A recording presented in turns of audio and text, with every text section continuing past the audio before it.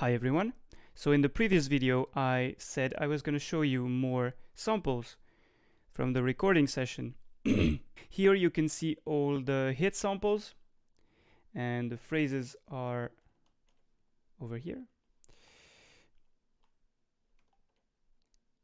And so if you look at the track names, you see they're organized in different types of hit. So center of the skin, the buzz, also in the center of the skin with the wooden stick, the side, the rim shot, the border, the hand, the finger, different metals, nylon sticks, and then the phrases here. So there are more than the 5 different samples you saw in the last video. And let me pull it back from Kontakt.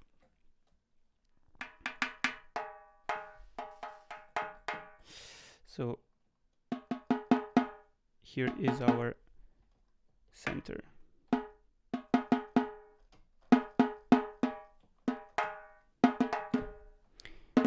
So here are the 5 samples that you heard last time. Center of the skin, side of the skin, border of the skin, the hand, and the buzz. And if I select those, you can see I already did a bit of mixing to try to get them to be coherent and consistent. Volume-wise, I am glad I don't have to care about the tuning. I mean, maybe I will tune them a little bit, but it's not very important right now. The other sounds include finger. So there I only have one velocity layer because it's just a really nice timbre.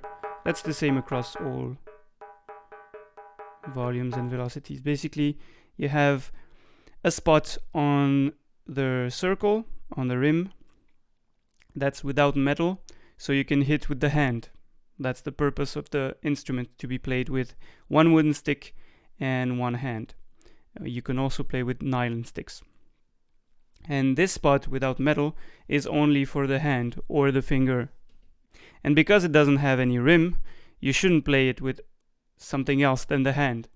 If you play it with the stick, you're going to break the wood underneath and your sound is going to be badly affected by this.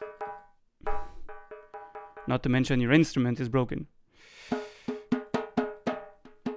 So that's the hand. 3 velocity layers, and you can hear the finger resonates a lot more.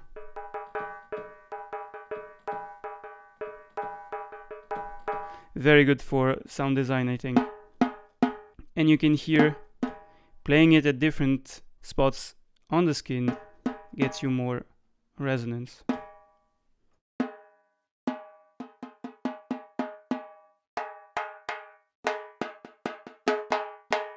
That's the nylon stick. So it's a lot brighter.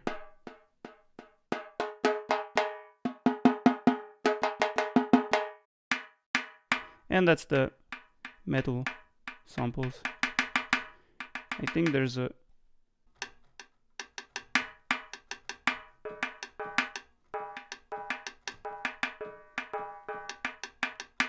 So that's the whole range of the samples I recorded.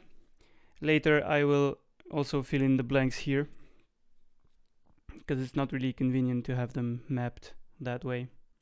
I also wanted to show you how I named my samples so Kontakt can automap them pretty easily. So let's start with this. So these are all the samples played on the border, so that's the limit between rim shots and skin.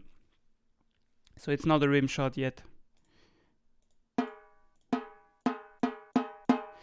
And you see all these numbers are pretty important because they represent the velocity range at which they have to be played. So this is let's say piano to mezzo forte. This is the group 0, 1, 0, 2, 3, 4. So that's the round robins. These are all the round robins for the first velocity layer here. 52 is the MIDI note number and not the note name, because if you name your files according to the note name, say C, D, E, etc., it can cause a lot of ambiguity for Kontakt. You have to have negative octave numbers, and then it's gonna also show in your Explorer in alphabetical order, and you don't really want that. So it's a lot more complicated, including for melodic instruments, to use the actual note names. It's better to use MIDI note numbers so that Kontakt maps them exactly how they're supposed to be mapped. So you can find very useful tables online, Google Image, and you download this table and you have the correspondence between note names and MIDI note numbers. It's as easy as that.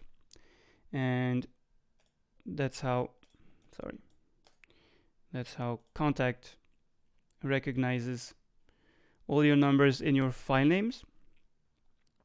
So there I have very enigmatic file names because they're also sorted out into folders. But you could also have this text inside the file name, and in that case you would just ignore it. And then you can see you can have minimum velocity, maximum velocity. That's why you have different numbers at the beginning here. You can have group name, you can have single key, you can have low key, high key, if you want a bigger range for your sample. So this might not be the most efficient method, honestly. Anyway, that's all I wanted to show you today. Maybe I'll do one thing right now, and that is add a bit of a release tail, because in real life, for example, this resonance lasts a lot longer.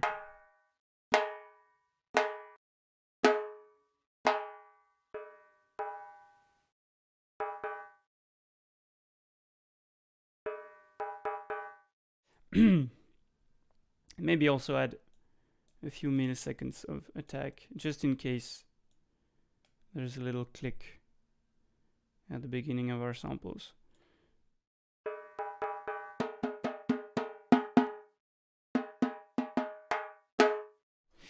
Okay, so that's all for today. See you next time. Bye bye.